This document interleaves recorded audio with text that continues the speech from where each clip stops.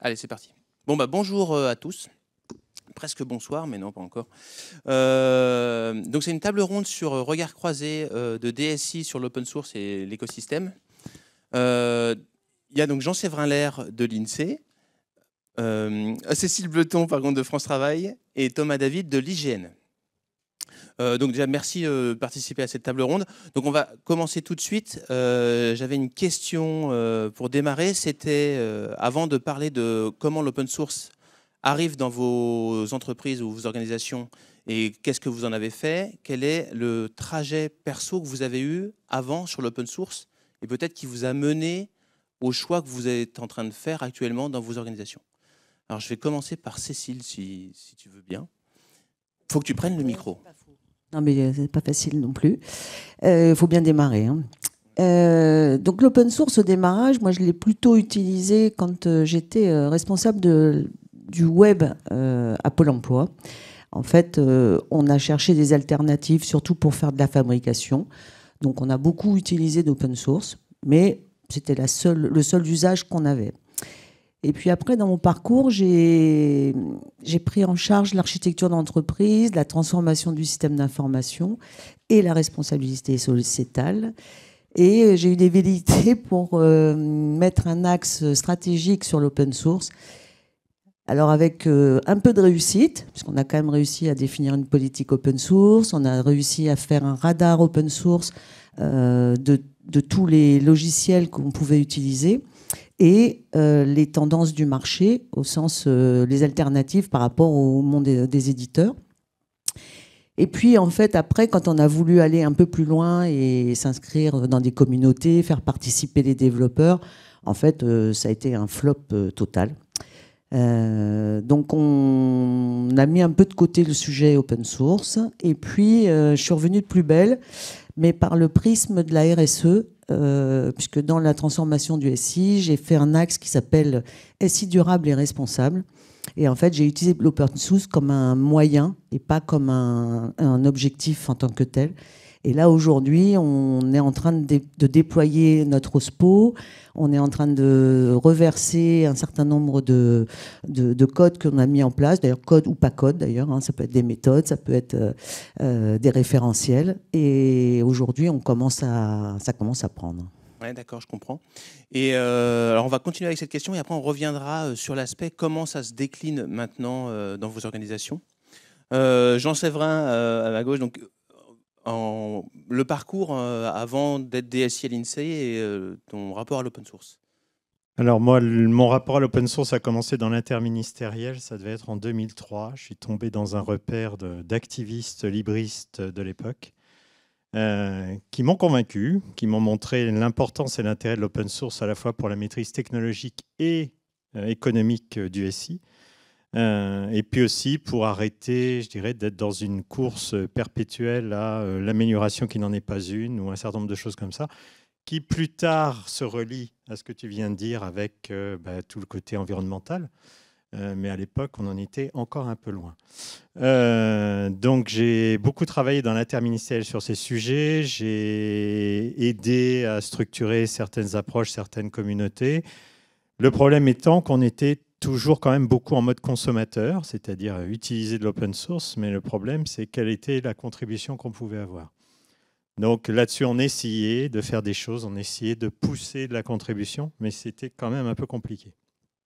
Là où j'étais vraiment content, c'est un peu plus tard, quand je me suis occupé de Vitam à partir de 2015, qui est une souche d'archivage électronique open source, entièrement open source, développée à la fois par des ministères et même par des acteurs privés, où là, on a fait une vraie contribution à l'open source. Et je suis arrivé en 2020 à l'INSEE et j'ai retrouvé cette pépite que pouvait être Onyxia, la plateforme de data science qui était lancée au sein de l'INSEE.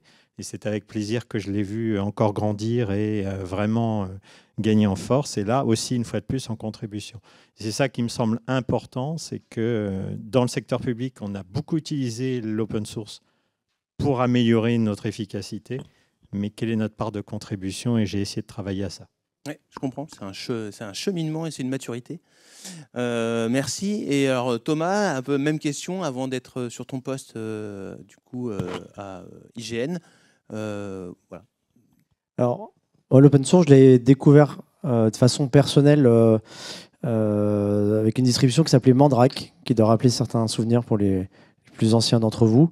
Et donc, j'ai découvert l'open source déjà de façon personnelle en disant il y a un autre système d'exploitation qui permet de faire plus de choses, de découvrir, de comprendre comment ça marche.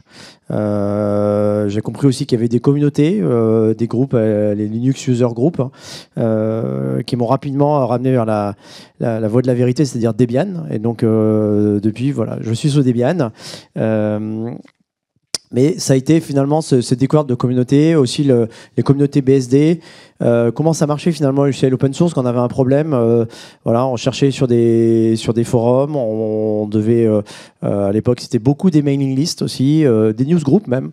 Et donc ça a découvert finalement tout cet écosystème. Voilà. Après, en tant que bien sûr qu'étudiant, on utilisait beaucoup de logiciels. C'était sous Linux, donc j'ai une formation de développeur, donc j'ai fait beaucoup de développement sous Linux en tant qu'étudiant, et puis j'ai eu la chance de le faire aussi en tant que contractuel au ministère des Armées, où j'ai développé en C sous Linux. Et donc là, j'ai continué à utiliser des logiciels finalement. Quasiment tout mon travail reposait sur des logiciels open source. En contexte, le ministère des Armées n'était pas forcément favorable à reverser du code. En tout cas, c'est difficile de le faire. Mais j'ai baigné dans cet environnement open source depuis 25 ans. Et du coup, j'enchaîne avec toi sur la question suivante, c'est-à-dire qu'à partir du moment où on devient en responsabilité, alors on aime l'open source peut-être pour certaines choses, mais on se retrouve avec un poste où on a des responsabilités. Alors, qu'est-ce qui se passe à ce moment-là? C'est-à-dire est-ce qu'on fait les choses dans le même esprit? Est-ce qu'on est obligé de faire un peu différemment? Est-ce qu'il y a des renoncements? Qu'est-ce qui se passe? Alors, pour le coup, l'IGN, je pense que c'est un très bel endroit pour faire de l'open source. Tout simplement parce que déjà, on a une stratégie de géo commun qui est portée par notre directeur général, Sébastien Soriano, qui vise en fait à se dire qu'aujourd'hui, la logique n'est plus que l'IGN produise tout seul de la donnée, mais plutôt que l'IGN construise des communautés pour produire la donnée géographique. Et cette logique communautaire, elle appelle assez rapidement le fait de se baser sur des outils libres pour outiller en fait toute cette démarche-là. Et donc, à l'IGN, avant que j'arrive, il y avait déjà du GitHub, il y avait déjà une centaine de projets dessus. Et donc, d'une certaine manière, la structuration de l'open source, moi je suis plus arrivé pour contribuer à la structuration de l'open source. Il y avait déjà une tentative qui avait fonctionné qu'à moitié, et donc le but avec d'autres, évidemment, ça a été d'essayer d'aller un cran plus loin, parce qu'on était porté par cet élan, et les gens voulaient faire de l'open source, donc ils en faisaient déjà, mais ils voulaient. D'une certaine manière, ils avaient des questions. En fait, quand on a commencé à discuter avec les développeurs, ils avaient des questions assez simples. C'est mais est-ce que je peux le pousser sur GitHub? Et si je pousse sur GitHub, je mets quelle licence? Et est-ce que je suis obligé de monter une communauté totale et de répondre à toutes les sollicitations? Des trucs des questions très pratiques. Et donc, d'une certaine manière, moi, je suis resté dans cette logique-là de favoriser l'open source. Mais la différence, peut-être par rapport à un usage personnel, c'était de se poser la question de, finalement, en tant qu'organisation, comment on doit se structurer pour faire de l'open source efficacement. Et donc, on a réfléchi avec d'autres et on a créé on avait un groupe de travail qu'on a pompeusement renommé OSPO, pour que ça soit un peu plus clair, pour que ça soit un peu plus lisible aussi de l'extérieur, et pour nous mettre aussi nous-mêmes là un petit peu de pression sur ce qu'on devait faire. Mais première chose qu'on a essayé de faire, c'est on a fait deux choses. On a dit il faut qu'on réponde aux questions des développeurs. Donc on a dit il faut qu'on fasse une FAQ et qu'on amène des réponses aux gens pour qu'ils puissent vraiment faire de l'open source de façon, on va dire, décomplexée, en sécurité, vis-à-vis de leur hiérarchie. Et l'autre point qu'on a fait, c'est qu'on a fait acter que l'open source était le mode par défaut du développement de logiciels à l'IGN. C'est-à-dire que s'il n'y a pas une bonne raison de ne pas faire de l'open source, en fait, on fait de l'open source. Voilà. Ok. Merci. Alors du coup, j'ai la même question pour toi, Cécile. Du coup, alors c'est un peu différent parce que toi, c'est une continuité de poste, donc il n'y a pas eu un moment. Si, j'ai quand même eu une rupture parce qu'au départ, j'étais vraiment responsable de tout Internet, enfin tout ce qui était web. Ouais. Après, j'ai basculé sur le monde de l'architecture d'entreprise et là, vraiment, c'était donner la voix avec des schémas directeurs. Donc, j'ai fait deux choses, c'est arrêter les schémas directeurs Parce que c'est vrai que définir à une année que pendant 3 ans, on va travailler là-dessus et que dans 3 ans, on y sera, ça peut être génial. Mais entre-temps, l'écosystème a bougé. Donc, bref, ça n'avait aucun sens. Donc, on est passé à l'échelle en safe et on a installé un train de la transformation du système d'information. Ce qui nous a quand même facilité la vie. Ça permet de réajuster les choses de manière assez régulière. C'est itératif. Par contre, on avait quand même des thématiques sur 3 ans. On avait 6 thèmes stratégiques. Donc, en l'occurrence, il y avait tout un volet fondé sur l'open source, puisqu'on était passé de j'utilise de l'open source à je fabrique de l'open source. Donc, c'était un petit peu différent. Et c'est vrai que l'opportunité d'adhérer à Tozit au moment de ForgeRock qui décide de changer son modèle économique et qui ne fait plus support mais surtout vend son logiciel, on s'est trouvé dans la même situation, un certain nombre d'entre nous, de membres de Tozit, et du coup on a créé le Tozit à ce moment-là. Et on s'est lancé dans l'aventure pour créer ce qu'on appelle Tosiam, alors qui est encore un peu, on va dire, pour des questions de sécurité, on n'en a pas trop parlé. Mais aujourd'hui, c'est comme ça qu'on a vraiment démarré dans la coproduction de code pour l'authentification de nos services avec EDF, Carrefour, Enedis et nous. Et puis après, il y a quand même au sein de France Travail, enfin, à l'époque Pôle emploi, on a des startups d'État et tout le code de toutes nos startups en fait est reversé sur le GitHub de l'État. Et en fait, on s'est dit, en fait, on pourrait très bien reverser des choses qui pourraient être utiles à d'autres. Et c'est là qu'on a commencé à travailler sur la trajectoire de comment aller plus loin. Mais là, ça commence à prendre forme et j'en remercie les équipes parce qu'ils sont tenaces, en fait. Ok, merci. Et alors, du coup, juste un mot sur l'association Tozit pour ceux qui ne connaisseraient pas. Donc, il y a un stand sur le salon. Donc, ce sont très beau stand. Très ce sont 3 membres de Tozit. Et donc, on est une vingtaine actuellement. Et effectivement, l'épisode que tu mentionnes, c'est un moment où il y a un code qui était open source, qui faisait justement de l'identification, qui s'est refermé. Et ça a été une sorte de surprise pour certains d'entre nous en disant « Ah bon, ça peut arriver, mais personne ne va forquer ». Donc, c'était une sorte où il y a une sorte de montée en maturité commune, en fait, sur les problématiques. Enfin, les problématiques. Non, les enjeux liés à l'open source, en fait. Ce n'est pas forcément des problématiques, il faut les adresser, quoi. Ok, donc je note des questions pour la suite, mais j'enchaîne avec Jean Séverin. Donc c'est pareil, quand tu es arrivé des DSI, du coup, est-ce qu'il a fallu prendre des décisions c'était la continuité ou est-ce qu'il y a eu un peu des... Alors j'ai eu une chance, ou peut-être que je l'ai provoqué, j'ai toujours été dans des milieux open source friendly. Donc pour ce qui est de l'usage, de toute façon, dans beaucoup d'endroits dans l'administration, c'est considéré comme maintenant quelque chose d'assez évident et basique. Après, dans le sens de la contribution, ça peut être un autre sujet. Et d'ailleurs, moi, je relativise l'importance qu'on doit donner à la contribution, c'est-à-dire que je pense qu'il y a des choses sur lesquelles on doit se concentrer et contribuer, et d'autres où ce n'est pas la peine. Donc, pour moi, l'usage, c'est une évidence, pour des raisons économiques, d'efficacité, de maîtrise, comme je l'ai dit, et la contribution, il faut choisir ses combats. Quand on a préparé la table ronde, on a parlé d'un sujet qui est l'effort à produire. Tous les deux, vous avez parlé on se met à faire du logiciel open source. Alors ça, c'était très intéressant cette conversation. Je vais repartir de toi aussi pour cette question-là, qui est quelle est cette implication qu'il faut, parce que l'open source, c'est pas simplement je pose un logiciel quelque part. Il faut animer cette communauté pour que ce logiciel y vive. Alors, je crois que vous avez tous un mot ou des expériences à raconter dessus. Alors, vas-y, Jean Séverin, commence par toi.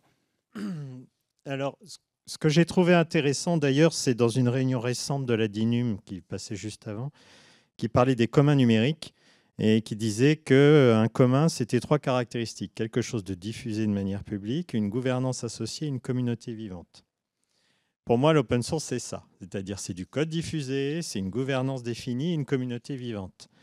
Du code diffusé, ce n'est pas de l'open source pour moi. Alors, je suis peut-être très radical quand je vous dis ça, hein, mais et donc, pour avoir une gouvernance et une communauté vivante, ça demande de l'effort. il faut mettre en forme les choses, il faut l'animer, il faut faire en sorte que les gens aient envie de contribuer aussi, parce qu'une communauté vivante, ça ne veut pas simplement dire des réutilisateurs, ça veut dire des gens qui vont venir apporter et qui vont avoir des exigences aussi. Donc, il y a aussi une partie de perte de maternité ou de paternité. Et donc, il faut aussi savoir accueillir les autres. Et donc, tout ça, ça prend du temps et ça prend de la charge. Je pense que c'est très, très bénéfique. Enfin, le bénéfice peut être très grand. Mais il faut investir pour avoir ce bénéfice. Quand tu dis un bénéfice, c'est un bénéfice pour le logiciel ou pour les équipes?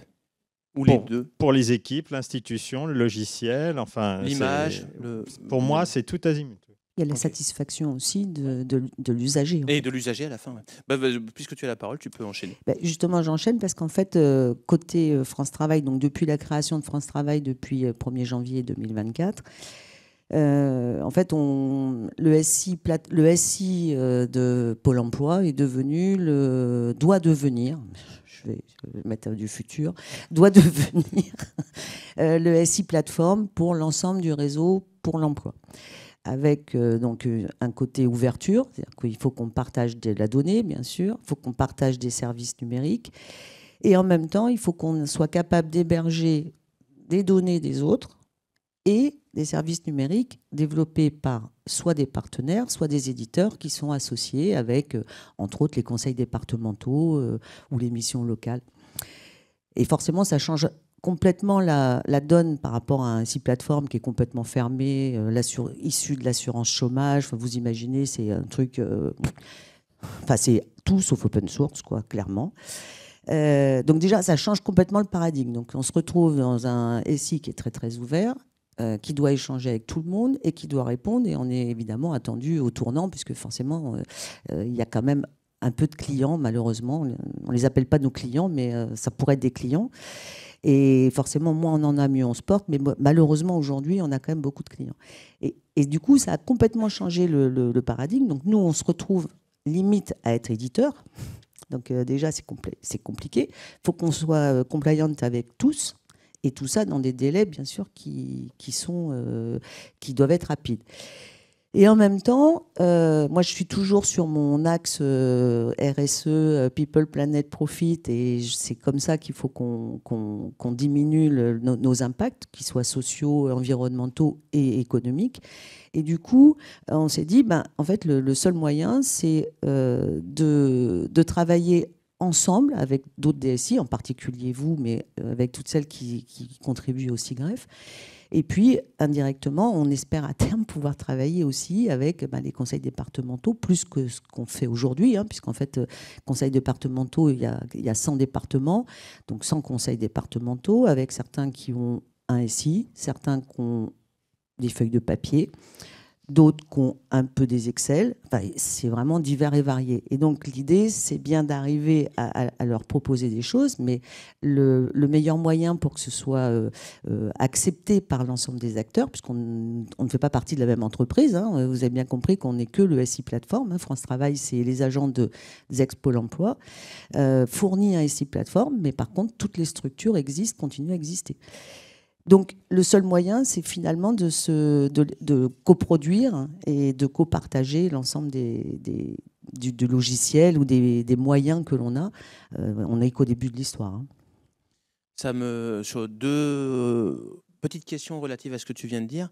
On n'a pas parlé de la loi République numérique qui oblige à ouvrir les codes.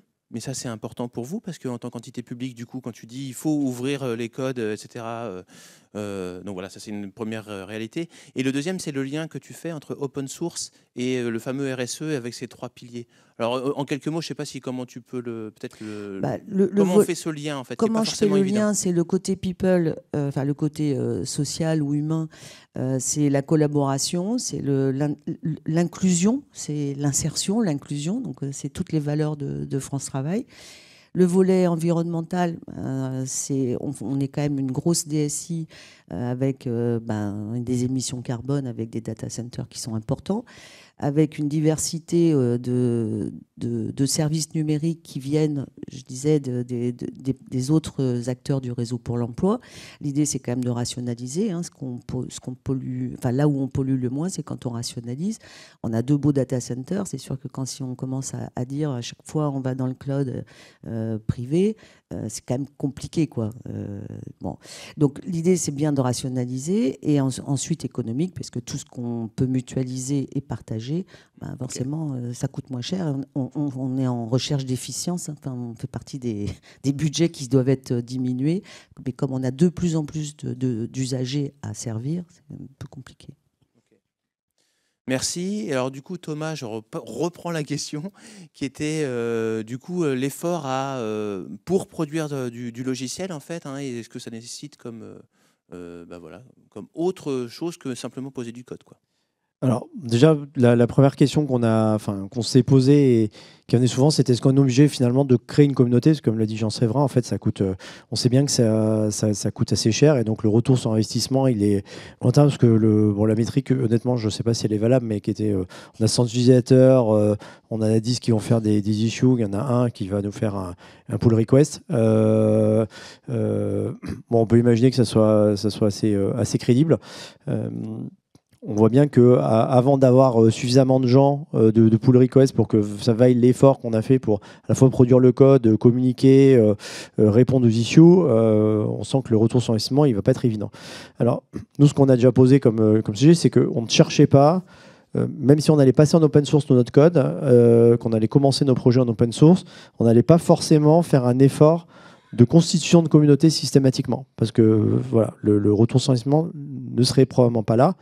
Néanmoins, le fait que le code soit développé en open source dès le départ a beaucoup de vertus au niveau pour nous, de la qualité de la documentation. Le fait qu'on sache que le code, voilà, il est exposé sur Internet et qu'il y a les noms des développeurs qui sont à côté, ça met une saine pression sur la façon de coder et d'une certaine façon de garantir une forme de maintenabilité dans le temps du code. Alors, on pourrait bien sûr coder salement et le mettre sur GitHub, c'est tout à fait possible. Mais néanmoins, je pense que le fait que ça soit sur GitHub, ça pousse les gens à faire des GitHub Actions, à mettre en disponibilité les images Docker automatiquement et ainsi de suite. Je trouve qu'il y a plein d'effets bénéfiques là-dessus. Après, nous, l'expérience qu'on a sur comment constituer des communautés, on a 2 exemples. Il y a 2 exemples que j'ai envie de citer. Le premier, c'est le produit iTunes, qui est une librairie 3D en JavaScript. On avait commencé à travailler avec une société. Finalement, on est parti avec d'autres sociétés. Donc, on s'est beaucoup posé la question de la gouvernance. Donc, ce qu'on s'est rendu compte, c'est si on veut être capable de passer à l'échelle, en fait, il faut poser des sujets de gouvernance qui sont pas simples, qui prennent beaucoup de temps. Mais néanmoins, une fois qu'on les a posés, on arrive à travailler efficacement. Donc là, c'était pas avec on va dire des individus, c'était avec des organisations privées, des acteurs français. En l'occurrence Cyril Group, on a vu que c'était extrêmement efficace et aujourd'hui tout le monde s'y retrouve. Et la question qui est devant nous, c'est comment on intègre plus de gens dans la communauté. On a déjà des gens qui sont dans l'écosystème et mènent des contributions, mais comment finalement on les amène à aller un cran plus loin avec nous. Et ce qu'on se rend compte, c'est que la gouvernance qu'on a posée, aujourd'hui, elle n'est pas forcément complètement favorable à ça. Donc ça pose des questions qui sont devant nous et des sujets qu'il va falloir résoudre. La deuxième expérience que j'ai envie de partager avec vous, c'est le projet Panoramax. Alors là, qui est un peu différent, parce que autant le projet iTunes, il vient de la recherche. Bon, là, le projet Panoramax, c'était une double impulsion en fait, d'OpenStreetMap qui a challengé l'hygiène en disant nous, on aimerait bien que l'hygiène s'ouvre, donc on voudrait que vous travailliez sur un Street View libre. Et Sébastien Soriano, finalement, qui a voulu qu'on relève ce défi-là. On est parti d'un logiciel open source qui existait déjà et on a structuré une communauté, alors en partie avec de l'argent public. On a financé des développeurs et des gens qui allaient faire qui allaient déployer en fait et contribuer à ce que ce logiciel soit déployé. Mais ça a été extrêmement efficace. Entre autres parce que voilà, on a embarqué des gens qui étaient déjà très motivés et qu'on avait la communauté OpenStreetMap avec nous. Et ça, c'était aussi, on a pu voir l'efficacité, c'est-à-dire qu'on est sur un modèle complètement fédératif aussi au niveau de la donnée, c'est-à-dire que ce n'est pas juste un projet de développement logiciel, c'est vraiment un géo commun, dans le sens où nous on l'entend, c'est-à-dire que c'est un projet de data derrière. Et donc aujourd'hui, en fait, on a 40 millions de photos, on a un repository qui est géré par l'hygiène, un repository qui est géré par OpenStreetMap, un mécanisme de fédération qui permet d'avoir des recherches qui vont taper ces différents dépôts de données. Et aujourd'hui, grâce à OpenStreetMap et à la capacité disons, de diffusion de l'information de cette communauté, on voit qu'on commence à avoir des contributions qui vont au-delà de la France sur le global. Après, bien sûr, en tant qu'hygiène, nous, l'intérêt, c'est de couvrir le territoire national. Et ce qu'on a pu voir, c'est le fait de prendre le projet dès le départ, comme ça, en embarquant des logiciels open source qui existaient, les communautés qui étaient vraiment naissantes sur ce sujet-là, et des communautés qui étaient plus grandes et qui avaient envie d'y aller, comme OpenStreetMap, mais également des collectivités, des entreprises, évidemment des entreprises qui gravitaient aussi dans l'écosystème OpenStreetMap. Ça a permis d'avoir un effet, une efficacité, moi, qui m'a surprise. Honnêtement, le fait qu'on arrive à avoir autant de succès aussi rapidement avec un logiciel utilisable, des dépôts de données, et finalement assez peu de problèmes qui ont été réglés aussi parce qu'il y avait des gens d'OpenStreetMap qui connaissaient bien ces sujets de gestion de licences et ainsi de suite. On a finalement tous ces problèmes qui pourraient sembler insurmontables de collaboration entre une association finalement et un acteur public. On est passé au-delà et aujourd'hui, je pense que c'est un véritable succès et on est qu'au début de cette histoire.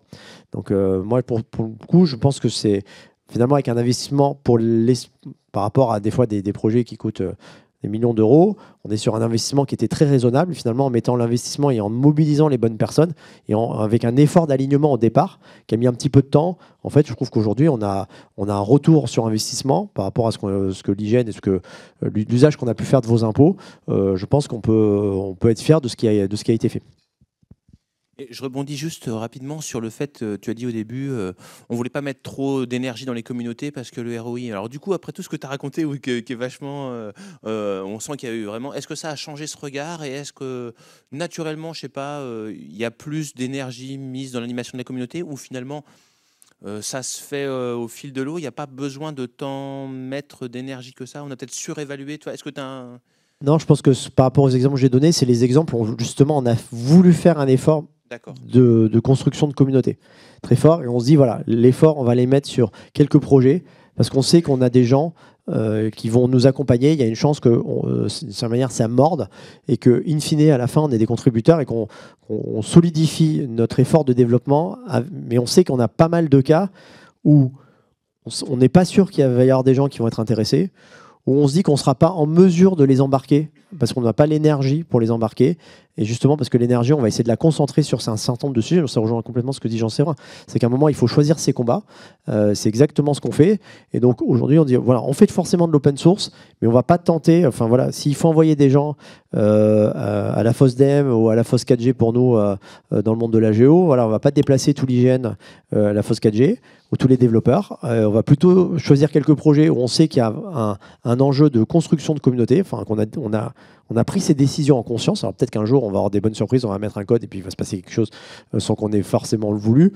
Mais bon, l'expérience montre plutôt que si on veut y arriver, il y a un effort. Voilà, il faut aller un cran plus loin sur la documentation, il faut aller 2 crans plus loin sur la communication. Et ça, forcément, ça coûte de l'énergie et l'énergie est limitée. Donc il faut choisir ses combats. Ok, merci. Du coup, je voulais poser une question maintenant sur, pour encadrer tout ça, un peu le côté gouvernance politique. Alors, l'open source, il y a des licences, il faut respecter les licences. Quand on contribue comment? Mon nom individuel, avec un compte société. Alors, je voulais savoir un peu où est-ce que vous en êtes là-dessus. Est-ce que c'est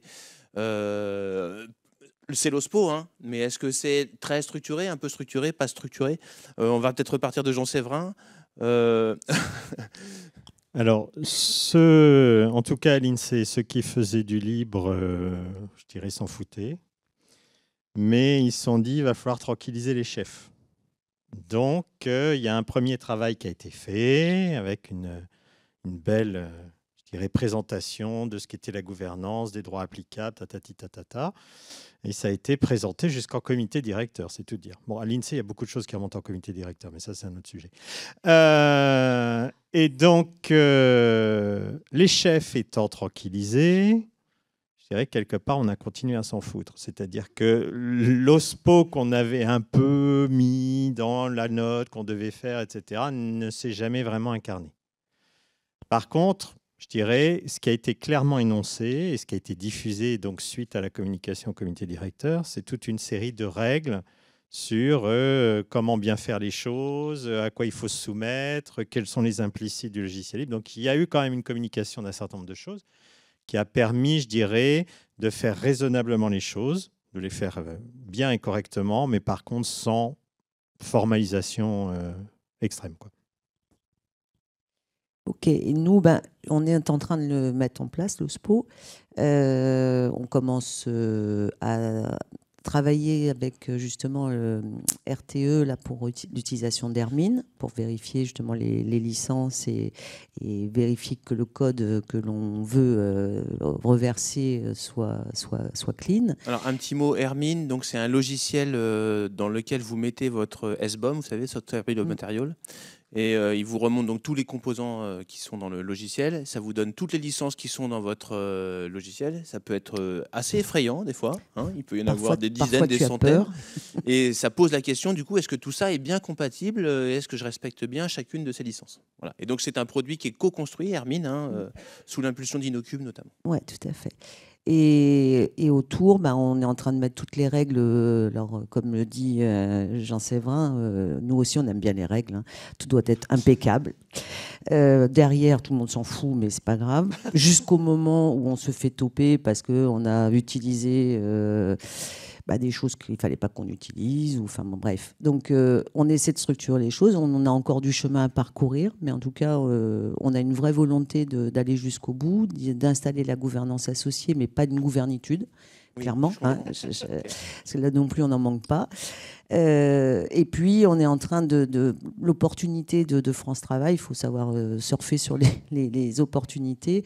On a un site qui s'appelle francetravail.io sur lequel on publie l'ensemble de nos API et donc toutes nos datas. Et demain les datas des autres. Et en fait, on a mis une façade pour notre OSPO et faire la publicité. Et là, on va le déployer, je crois, en janvier. Mes équipes m'ont dit en janvier, promis, ça y sera. Donc voilà, en complément du GitHub, parce que GitHub, c'est les techos par l'OTECOS, quand même. Pour présenter au directeur et au comité de direction, c'est tout de suite moins facile. Donc, on va faire quelque chose de joli. Ok. À la charte, bien sûr. Violette, maintenant. Et vas-y, donc Thomas. Alors, pour le coup, l'OSPO, on cherche à répondre aux questions et en même temps, on a ce rôle-là. Pour moi, il y a eu des questions qui sont soulevées, on commence à avoir des questions sur Qt, savoir est-ce qu'on respectait bien Qt, est-ce qu'on avait reversé, on avait bien mis en open source que ce qu'il avait utilisé avec Qt et ainsi de suite. Donc ça vient, l'OSPO, il a ce double rôle de conseil. Voilà, donc il y a des gens qui arrivent avec des questions, on essaie d'amener des réponses. Puis aussi, des fois, c'est nous qui posons des questions en disant mais voilà, on a vu passer ça sur un projet. Probablement que le problème, il n'est pas sur un projet, mais il est sur tous les projets qui utilisent Qt. Où est-ce qu'on en est? Et donc pour le coup, on a ce rôle-là un peu on va pas dire de vérificateur, mais en tout cas, on va aider les gens à prendre conscience d'éventuels problèmes et faire l'effort ou contribuer à ce que l'effort soit fait pour revenir dans la règle. Donc pour le coup, je pense que sur les contributions, on en a un petit peu, mais pas tant que ça. Et puis on n'est pas très inquiet sur partie des contributions. Il faut dire qu'on s'appuie aussi beaucoup sur le travail qui a été fait par la DINUM et Blue Hat sur finalement comment ça se passe dans le secteur public. Donc généralement quand on a des questions, on peut se contenter sur le site de la DINUM, on arrive à avoir une réponse. Mais typiquement la question qui était se posée, c'était est-ce que les gens, est-ce qu'il faut qu'ils committent avec leur adresse pro? Bon, je me doutais à peu près de la réponse, mais évidemment il faut que les gens committent avec leur adresse pro quand ils travaillent. Voilà. Après le week-end ils peuvent travailler, il vaut mieux qu'ils committent avec leur adresse perso. Donc ça c'est toutes ces questions là, on a les réponses sur Blue Hat. Et donc nous on s'est beaucoup appuyé, enfin ce qu'on a essayé de faire c'est surtout mettre en visibilité toutes ces ressources là, ou essayer de les rendre les plus accessibles possibles aux développeurs pour que le développeur ait rapidement la réponse. Et puis au niveau des OSPO, on a beaucoup d'une manière, on a toutes les équipes de développement qui sont représentées au sein de l'OSPO, mais on a aussi embarqué la mission juridique. On a la chance d'avoir un juriste qui s'intéresse à ces sujets-là, et donc au niveau de l'OSPO, finalement, on a concentré en fait toutes les compétences qui permettent de répondre aux questions qui nous arrivent. Ok. Merci. Alors, il reste 5 minutes. Alors, on avait prévu de faire une petite séquence, mais peut-être qu'on pourrait faire quelques questions. Alors, on va peut-être la faire rapidement. La dernière séquence, c'était de se dire, finalement, l'open source, pourquoi? pourquoi s'y intéresser, pourquoi ça a de la valeur ou pas. Enfin, donc peut-être qu'on va faire une réponse très concise pour voir si on peut prendre après peut-être une ou deux questions. Je repars de ce sens-là, donc Jean-Séverin. Maîtrise technologique et économique et garder les meilleurs qui s'y intéressent. D'accord, aussi d'un point de vue développeur humain, personne interne. Ouais, je comprends. Oui, je pense qu'il y a le volet compétences et garder effectivement les talents. Il y a un volet économique et d'efficience économique, là, évident. Et puis après, tout seul, on va plus vite, mais à plusieurs, on va plus loin. Donc, c'est vraiment cet axe-là, moi, qui me... Ouais, c'est faux. C'est viser la durée. C'est ça. Ouais, je comprends. Pour nous, c'est vraiment un outil, les jeux au commun, parce qu'on ne se voit pas se dire on travaille à plusieurs pour faire de la donnée, mais en fait, on va faire tout ça avec des logiciels propriétaires, ça ne marche juste pas. Donc, nous, c'est vraiment naturel qu'on fasse de l'open source. Après, notre sujet, je pense, c'est clairement passer à l'échelle. Alors ça, on aime bien le dire à l'hygiène. Voilà, c'est notre blague habituelle. Le vrai sujet, c'est qu'aujourd'hui, voilà, on fait de l'open source un peu franco-français. Et notre vrai sujet aujourd'hui, c'est passer à l'échelle européenne, c'est passer à l'échelle mondiale. C'est-à-dire qu'aujourd'hui, on est convaincu qu'on a des logiciels qui peuvent intéresser plein de gens. Mais justement, il faut qu'on arrive à trouver les bons et faire les bons efforts pour qu'on arrive à structurer les communautés. Parce qu'en effet, on pourrait aller beaucoup, beaucoup plus loin et finalement fournir de plus beaux logiciels à la communauté si on fait ces efforts de communication. Donc pour moi, c'est le gros sujet d'avenir, c'est arriver à travailler avec plus de gens, déjà en Europe, parce que c'est plus simple d'aller parler en Europe, mais en visant la planète. Et peut-être juste un mot d'ailleurs à ce niveau-là, puisque pour qu'on en parle de l'international, sur Onyxia en particulier, qui vient de gagner le prix spécial du jury, donc qui est un logiciel de data scientist, en fait. Donc si je peux dire juste un mot, moi j'ai découvert au FOSDEM qu'il y a une grande communauté en fait de gens de différents instituts. Alors tu en parleras mieux que moi. Bon, il y a en effet une communauté, pas mal d'utilisateurs, mais on a même un institut statistique de Norvège qui lui est contributeur. Donc, on commence à avoir, je dirais, ce qui me plaît dans une communauté, c'est-à-dire un investissement d'un certain nombre d'acteurs. Et donc, juste deux mots pour dire que, à mon avis, c'est aussi là-dessus qu'on est les meilleurs. C'est les outils qui dépendent de notre métier, qui sont liés à notre métier. Toi, tu parles de géographie, moi, je parle de data science en étant à l'INSEE. Et c'est là qu'on peut avoir des contributions extrêmement fortes. Et là aussi, on fédère d'autres acteurs de notre métier, y compris au niveau européen, voire au-delà. Très bien. Alors, est-ce qu'il y a des questions? On a un petit peu de temps. On n'a pas beaucoup de temps, mais on en a. On peut prendre quelques questions. Alors, je vais arriver avec le micro, que je ne sais pas s'il y en a un autre. Bonjour, merci pour votre présentation. J'avais une petite question concernant plus la partie DSI. Quelle était votre proportion de budget entre tout ce qui était infrastructure, matériel, on va dire les terminaux, et par rapport justement aux logiciels, aux applicatifs dont vous avez parlé, et quelle est la place de l'open source dans la partie infra et matériel associé? Je pense que la réponse, ça va être assez rapide, parce que je pense qu'on doit être à 94% de non-open source. D'accord, merci. Enfin, quand je dis 94, c'est de cet ordre d'idée-là. Ouais. On est d'accord que c'est en budget, pas en nombre de logiciels. Il peut y avoir beaucoup plus de logiciels, mais ça coûte. En budget, il y a très peu pour donner à la partie open source. Quand je dis ça, je suis gentil. Et c'est ça, si on parle de budget, c'est complètement biaisé. Parce que c'est vrai que le propriétaire, on le paye directement, le logiciel libre, on le paye en bonne partie par du RH, parce qu'il ne faut pas se leurrer, il faut avoir des compétences pour le gérer plus que du propriétaire. On peut le payer un peu par du support, etc. Mais en infrastructure, il y a beaucoup d'utilités qui n'ont plus vraiment besoin de support. Après, je crâne, mais l'essentiel de mon truc, c'est VMware. Bon. Tout pareil. Celui-là, je peux vous dire qu'il me coûte très, très cher. Mais alors, c'est très bien, vu qu'ils ont augmenté le prix, je peux vous dire que là, on commence à être sérieusement motivé pour faire autre chose et qu'on a pas mal de cubes à côté et que ça va prendre une certaine part, oui. Donc, la part va encore grandir grâce, comme Oracle nous a aidé à sortir d'Oracle, VMware nous aide à sortir de VMware. Merci. Et c'est la même chose pour nous. Aujourd'hui, c'est les vieux systèmes d'information sur l'indemnisation des demandeurs d'emploi, c'est de l'IBM, c'est des ZOS, donc bonjour. Donc là, on est en train de migrer, hein, on va en sortir, enfin on va finir sur VMware. Donc maintenant, il faut qu'on fasse autre chose. Donc voilà. Donc bah oui, parce que VMware, on a décidé avant que Broadcom les rachète et que les factures aient été multipliées par 3, ou 300%, quoi. Donc là, on a des négociations. Enfin, il y a eu des négociations jusqu'à 2027-28. Donc on a 3 ans pour commencer à varier les plaisirs. Est-ce qu'il y a une dernière question? S'il n'y en a pas, on va libérer la salle. Merci à tous pour votre attention. J'espère que ça vous aura convenu. Et merci à vous de s'être prêté au jeu. Merci.